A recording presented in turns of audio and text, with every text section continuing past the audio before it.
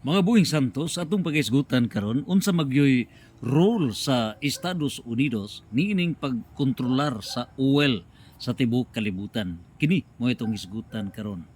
Now, atong timan-an nga dunay duha ka hugpong niini karong kabahin sa oil. Number one, unang hugpong mao kining oil deposit countries. So unsa ba kining oil deposit countries? Mao kini, no? O niya diri ang deposit sa mga oil ug ang ikaduhang hugpong mao kining gitawag og oil producing countries. Naunsa ba ang oil producing countries? Regardless na sa ilahang deposit, pero nakaproduce sila og daghan. Now, unahon na to paghisgot kining oil deposit countries. Unsa ba gyud ning oil deposit countries? Nag-una ni ini mao ang nasod sa Venezuela. So kining Venezuela dako kayo na og pundo sa oil. Imagine naanay 3.8 billion barrels. Imagine na segunda ni nga nasod nga labihan kadako og deposit sa oil mao ang Saudi Arabia nga 267.2 billion barrels. Kining ikatulo mao ang Iran nga 208.6 billion ngadto na sa 209 billion barrels. Nanining puntuha karon ngano ba nga ang Amerika nakig-asdang man sa Iran? It's because of oil wealth. So, unsa ba gyud ay ang tinguha sa Estados Unidos? Ang Venezuela ila nang nakontrol. That's number one. Ang Saudi Arabia sud na sa Amerika. So kini na lang ang Iran mao third ranking nga mao ilahang control nga makuha gyud nila. Mao na kini ang ilahang tinguha. Ug kining ikaupat mao ang Canada. Sayo ta Canada, Amerika, maorang grupuha. Unya ang Iraq na igo na sad sa Amerika. Unya ang United Arab Emirates, no? Na kaabig na, Kuwait, mao ni ika-5 ranking, Iraq ika-6, ang United Arab Emirates ika-7, Kuwait. So top 7 di ana ang Iran na lang moy wa. So, ang ikawalo ang Rusya ug kanang ikasiyam mao ang Amerika. So, sa ranking sa daghan nga mga deposit sa oil, ikasiyam ra ang Amerika. And out of the 9, ikawalo ang Rusya. So, 1 to 7 ang Venezuela, Saudi Arabia, Iran, Canada, Iraq, United Arab Emirates, Kuwait. Kinilang Iran mo'y wa nila makuha. Mao ni nga gisangka karon. Karon unsa ba di ay ang logic nini nga ilang tinguha? Nan mao kana ang oil deposit. Karon giunsa ba nga ang Amerika mo'y may control sa oil sa tibuok kalibutan? Now sa ranking sa mga nasod nga mao'y gitawag og oil producing countries. Tingali malibog ta nga how come nga ang Estados Unidos nga number 9 ra unta kini ranking sa oil deposit nahimo mang number 1 nga oil producer? Anha ta matinga ngano ba nga ang Estados Unidos nga ang ila man ta nga tinubdan sa oil number 9 ra sila sa ranking, pero sila'y nagproduce nagbaligya sa tibuok kalibutan, ranking sila number 1, diin man sila kuha niini. Mao na ang maong mga misteryo nga atong hisgutan karon. Ang Estados Unidos duna kanay production nga 14.8 million barrels per day. Imagine mo na ilang baligya. Ha? Ang Saudi Arabia 12.4 million barrels. So maintain ang Saudi Arabia kay sila may second ranking sa oil deposit ug second ranking sa sila sa pag-produce, pagbaligya. Ang Russia nga ika-ranking nga ikawalo, third ranking sila sa pag-produce pagpamaligya.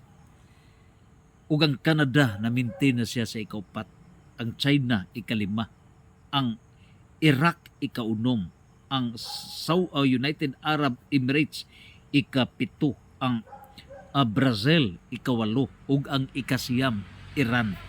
In other words, kung hisgutan na to ang deposit sa gidaghanon gyud sa oil sa nason, third placer ang Iran. Una, ang Estados Unidos ikasiyam ra siya. Pero in matters of operations nga maunay mi market sa oil, ni number 1 ang Amerika. Unya, ang Iran nga third placer unta sa ilahang deposit, nahimo siyang number 9 sa world market sa production. Ngano ba? Kini mao kay gikontrol sa Amerika ang oil. So kini mao ang usa sa hinungdan ni ining nagkadaiya nga mga gubat sa kalibutan. Nan karon, dili ba do na ba'y gitawag og OPEC? Unsa ba giunsa ba why US nahimo siyang top producer niini karon sa tibok kalibutan? Although they claimed nga dunay technological advancement, nga gumikan kuno kay taas ang ilhang technological advancement mo nga nahawd sila sa production, but in reality daghag mga factors niini. High domestic demand ilhanang gi-justify, mass production matud pa nila ug sa ilang infrastructure mo na nga nakapabor sila nga nakadako sila production, but in reality kini mo atong tagaan ni og halahom nga mga panugkad giun sa gyud nila pagkontrol tibok kalibutan. Now, based sa as early as 2026, ingon niini ang senaryo, ang Estados Unidos na kontrol na nila ang oil production sa Venezuela. Unya mo na nga padaos o sila ngadto na sa Iran. Mo ni alang gihimo. Kay ang Saudi ay ilahan naman na, no? So niining puntuha karon, unsa bay mahitabo niini? Di ba na may organization sa OPEC? Unsa ba ning OPEC? Organization of the Petroleum Exporting Countries. Nakinsa bay mga sakop ining Organization of Petroleum Exporting Countries, OPEC? Ang mga sakop niini mao kini sila nga kontra ni sa USA.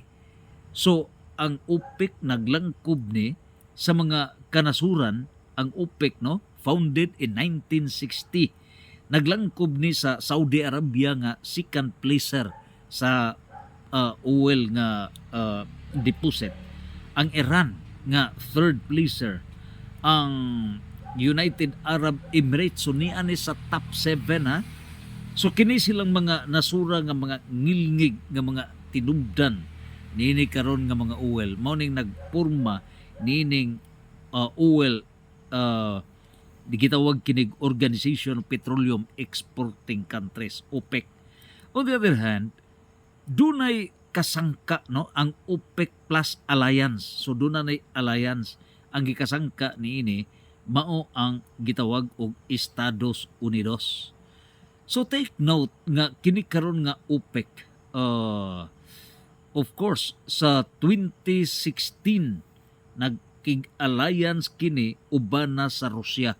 So although ang OPEC was founded in 1960, niadtong 2016 nakig-anib na diha mismo sa Russia. Now, mao kini ang panagtigi karon sa pagkontrol sa oil nga sa tibuok kalibutan. Now, nining putuha ang United States. Unsa bay nahitabo niini? Ang Estados Unidos duna sila'y global oil nga control with the world's largest oil producer. Imagine, 19.5 million barrels daily. Unya mao kini ang ilang pagkigsangka versus the OPEC production quotas. So ang nahitabo ni ini, giunsa nila mao kini ang pagdominar sa nagkadaiha nga mga nasod sa kalibutan. Unya nining puntuha karon nahitabo nga ang US mi-boom sila sa ilahang pagkontrolar sa dagan sa oil. Nining puntuha karon gigamit sad ang mga military. Gigamit. Mao kini na nga naghitabo. In fact, kung atong tanawon ang OPEC members nga mga nasod, doon na sila ay 72%. Imagine ha, of the world's proved reserves. So kung tanawon na to ang oil deposit lang, 72% ni ani sa OPEC members as against USA. Pero how come nga nalupig ang kining labing dagko nga mga deposit sa oil nining USA? Gumikan sa ilahang capitalism nga ni anila ang capitalist system. So sila mo'y nag-manage sa capitalist system economic ideology. Ni-back up nila sa armaments. Mao ni nga makontrol nila ang tibuok kalibutan. Ug busa unsabay nahitabo ni ini. Sila na rin mo'y magbuot na. Kay ang dollar system mao naman ay after the Second World War.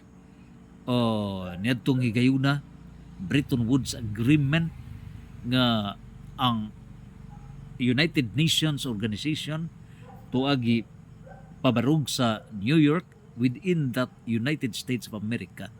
Sa political aspect na nila unya sa United Nations, unya ang economic aspect san economic ideology nga capitalism 1776 pa na Adam Smith naa sa Estados Unidos. So military sad no ingon ni ini. Unya mo na nga, in other words, ang influence nila. Pero ang pangutana, hangtod-hangtod na ba ni? Dili. Dili. Kung in fact, ang communism, economic ideology, 1917, pukan ang communism sa Russia, 1991. Doon na kinutuban. So kung ato ka na nga computon ang capitalism, then sila'y nagkontrol sa oil nga kung imong tanawon, ang majority ni ini sa OPEC na nga 72% nga mao'y deposit ni ini. Pero how come nga ang nag-rule, nagmando ni ini Estados Unidos nga nahimos lang number 1 nga producing. Imagine gikuha nila sama sa nahitabo karon. Venezuela isog maning Iran di man magpakontrol. Mo nang gigubat, mao ni nahitabo. Mao nang agi kasab-an kini ni Pope Leo XIV. Ikaw Trump,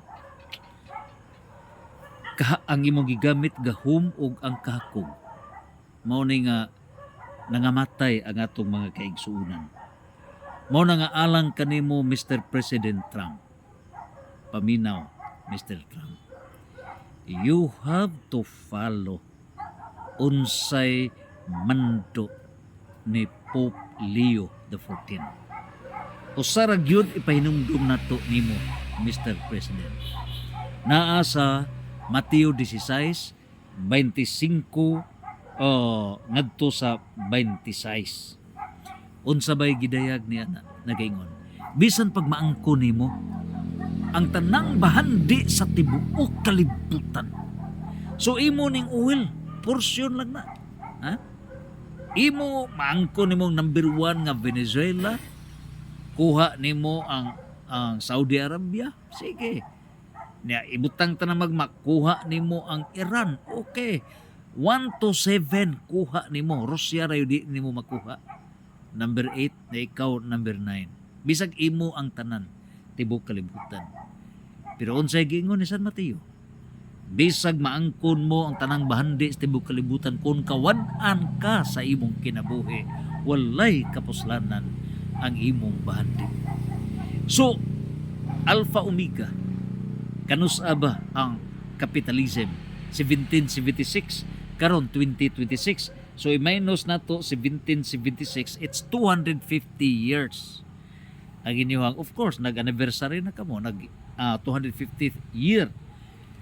So kana mao na ang inyong pagduma sa tibok kalibutan. Nining puntuha, posible ba nga dunay kinutuban? Yes, dunay kinutuban. Diha sa Revelation chapter 18 verse 11 nagaingon nga wala nay mamalit sa mga baligya. Wala nay mamalit sa mga baligya. Manghilak ang tanang negosyante sa tibok kalibutan. So, niining putuhap unsay mahitabo niini. Nasayod ta sa imuhang strategy, Mr. Trump, no? We will be advising you nga you have to submit to the authority of the church. Pinagi ni Pope Leo XIV for your guidance. Mao gina, maud na ang imong buhaton. Apan kung ikaw mo talipsay, himuon nimong papet ang Israel. Unya, pagsud mo sa Israel, naanabalay panagna nga dunay mo angkon nga misaya sa Israel na ikaw makig-uban niya na resulta out of the map yun, dako ka nagsilot sa langit. Whereas if you have to listen to Pope Leo XIV, you will form part in the history of the world, in the fullness of God's kingdom. And if you follow Pope Leo XIV, you will be the second, the resurrected Constantine the Great. Mao na ang imuhang duha ka alternative. You will be the second Constantine the Great with that opportunity nga naa sa imuhang nason, the origin and native, Pope. Apan kuno galing dili ka maminaw, of course, congrats kay ceasefire pa muna. Apan kung ikaw magpagawong ka sa Avares kay di mo man na sa kahakog. Di mo na sa kahakog. Unya, di ka maminaw sa Santo Papa. Unya, gusto ka nga naay religious power, mo support ka sa Israel, ka naay inyong iinbento nga mahimong bag-ong misaya kunuhay, na support mas funding. Pakauwaw ba ya? Kay you claim America, USA as gingon nga ang USA mao ang nag-rule, mao kunuhay nagdakto sa kalibutan, pero ang USA mao day ang number 1 nga utangan sa tibok kalibutan. Lain no nato kini paghisgot, no? Grabe di ay. Top notcher sa utangan nga nasod sa kalibutan mao ang USA. $38.3 trillion asa ka. Ha? Ang China ikaduha $18.7 trillion. Ang Russia 1, 2, 3, 4, 5, 6, 7, 8, 9, 10, 11, 12, 13, 14, 15, 16, 17, 18, 19, 20. Ika-20 ra ang Russia. 0.4 trillion. So nining puntuha, tadugon ng imuhang ekonomiya. USA. Ha? Kamu kunuhay nagkontrol sa ekonomiya sa kalibutan, kaya naa ang inyong kapitalism. Kamu kunuhay nagmarket sa oil, unya ug mosaka ang gasolina, saka ang mga pagkaon, saka ang tanan, tiklaggong ang nasod nga Pilipinas, especially the third world countries. Dako mog tulubagon. Dako jud mog tulubagon. You have done wrong to the nations, Mr. USA. And you should be punished. You should be punished. Collapse of your capitalism economic ideology. That will come to an end. Ug busa i declaration, revelation 18 verse 11 matuman kini. Nganong wala na'y mamalit, collapse na ang kapitalism. Collapse na. Ang inyong mga produkto that will be replaced and you will lose the economic leadership of the world. Mao na kawad-an sa kinabuhi. Kawad-an sa kinabuhi. Mao na implementation sa Mateo 16:25 ngadto sa 26. Gustog maangkon ninyo ang tanang bahandi sa kalibutan, kawad-an mo sa kinabuhi because God is the owner of this multi-universe. And God controls time. Ecclesiastes chapter 3 verse 1 to 11. And so, matuman ang giingon sa Revelation 18:11, collapse of the capitalist economic ideology. Wala na'y mamalit sa inyong mga balikya. Santos, Santos, Santos, Fiat!